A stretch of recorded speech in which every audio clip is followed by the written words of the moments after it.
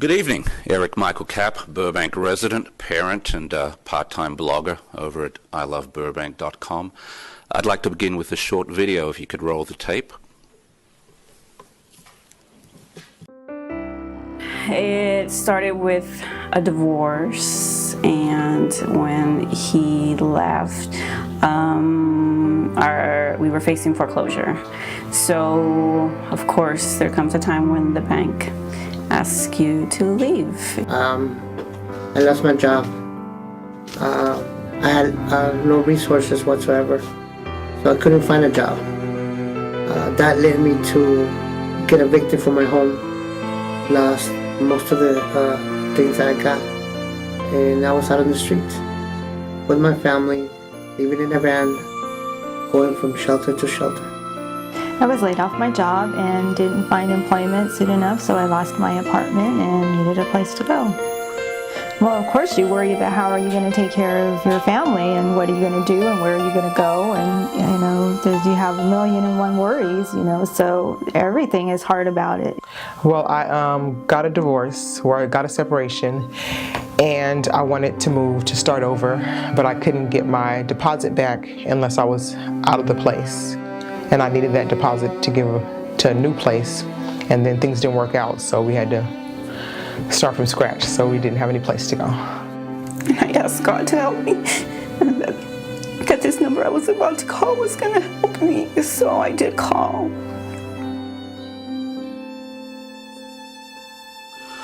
This is a segment from a 20-minute video about Family Promise, and if you're not familiar with the wonderful work Family Promise does in caring for families that are temporarily homeless, I'd encourage you to watch the video. You can access it at familypromiseverdugos.org or on my blog at iloveburbank.com. Just scroll down to the latest Family Promise story. Unfortunately, as you've heard, due to a lack of financial resources, Family Promise has had to suspend operations until it's able to raise some funds, about $90,000 in working capital, and that's why I'm here tonight. We need your help, and we need the public's help also. We ask that you approve the $7,295 allocation as recommended by both the Goals Committee and executive staff, and that would be a great start.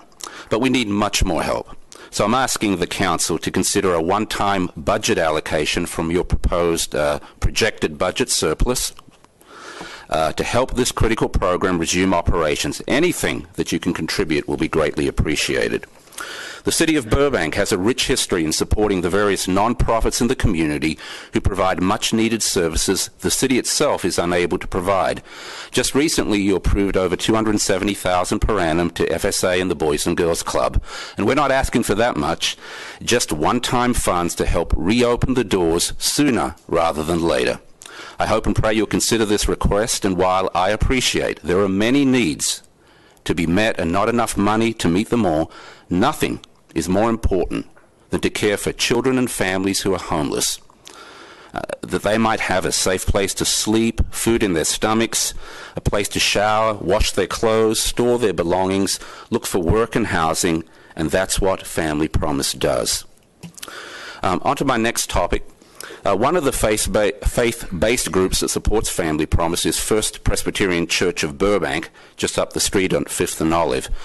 Burbank Press also supports BTAC, FSA, and feeds over 150 homeless people once a month.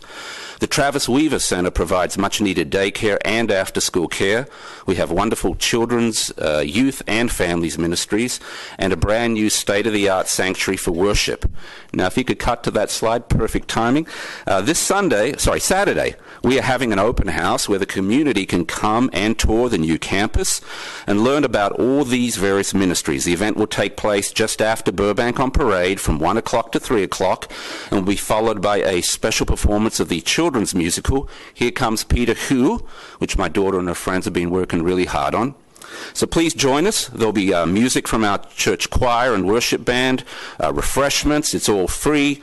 You can get more info on my blog or by going to burbankpress.org. Thank you and God bless. Thank you, Mr. Kapp. Eric Michael Kapp is our next speaker. He'll be followed by Janet Deal. Let me begin by thanking you all for your support for Family Promise. We really appreciate it, and any additional support or help you can give around budget time would also be greatly appreciated. I know most of you are very familiar with Family Promise and have supported the organization personally in many ways, from donating Christmas presents to families. Thank you, Mr. Frutos, to attending our annual Empty Bowl fundraiser, Madam Mayor Jess, to providing soup for that fundraiser, Mr. Brick. And we hope that you will continue to support the organization and participate in this year's event, which will take place on June 2nd at Glendale First United Methodist Church. And I have a short PSA to play for you on that, if you could roll the tape. Family Promise of the Verdugos presents the 4th Annual Empty Bowl Fundraiser, Sunday, June 1st at First United Methodist Church of Glendale, 134 North Kenwood. Arts and Crafts Sale opens at 11:30 a.m. Lunch is served 12 noon to 2:30 p.m. Tickets are available on our website or by calling 818-296-9770. Join us for an afternoon of food, fun, and community fellowship. Enjoy a bowl of soup, bread, and drinks donated by fine local restaurants. Take home your handcrafted ceramic bowl made by local artisans as a reminder of the hunger and uncertainty homeless families face daily. View art for sale by local artists and take a chance on opportunity baskets. Proceeds will help end family homelessness in our community. The 2014 Family Promise Empty Bowl. Together, we can end homelessness, one family at a time. So, if you have a heart for the homeless and would like to support Family Promise by attending this event, you can get more information and purchase tickets at familypromiseverdugos.org, and you can also find a link there at my blog, iluvburbank.com. Finally, let me take this opportunity to thank you, Madam Mayor, for your service this past 12 months. We may not agree on all the issues, but I appreciate your heart and your willingness to serve, and that goes for all of you. And I really hope that the baton will be passed on to Vice Mayor Gordon, whom I support for mayor. He's been elected 3 times to this council, and he deserves his turn. And I wish you well in that position, if you are chosen. And let me end by also wishing Councilman Brick a happy birthday in advance of Thursday. Hope you have a good one. Cheers.